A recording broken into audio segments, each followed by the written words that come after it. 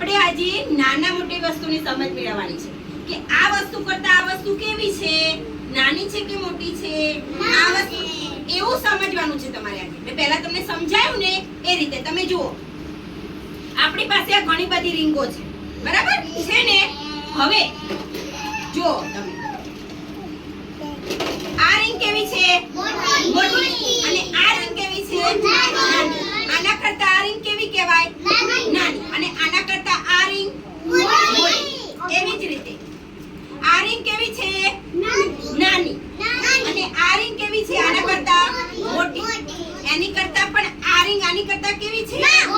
મોટી. Very good. અને આની કરતા આ રીંગ કેવી છે? બરાબર.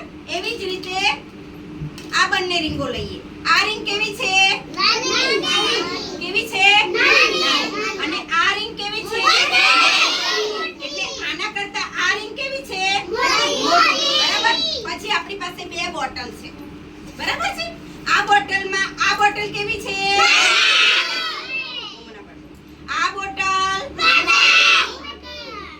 એવી રીતે આપણી પાસે બે ગ્લાસ છે. તો આ બે ગ્લાસમાં આ ગ્લાસ કેવો છે? મોટો. અને આ ગ્લાસ કેવો છે? Very good. એવી રીતે આપણી પાસે બે ડબ્બા છે. તો આ ડબ્બો કેવો છે? અને આની કરતા આ ડબ્બો કેવો છે? મોટો. બરાબર. એટલે આ બધા કરતા આ ખંજરી કેવી છે?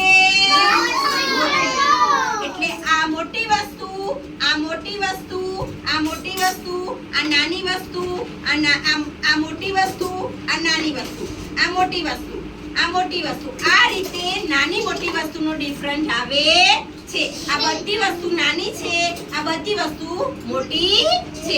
આ રીતે તમારે મને કરીને બતાવવાનું છે ત્યાં, બરાબર છે? તાળી પાડો.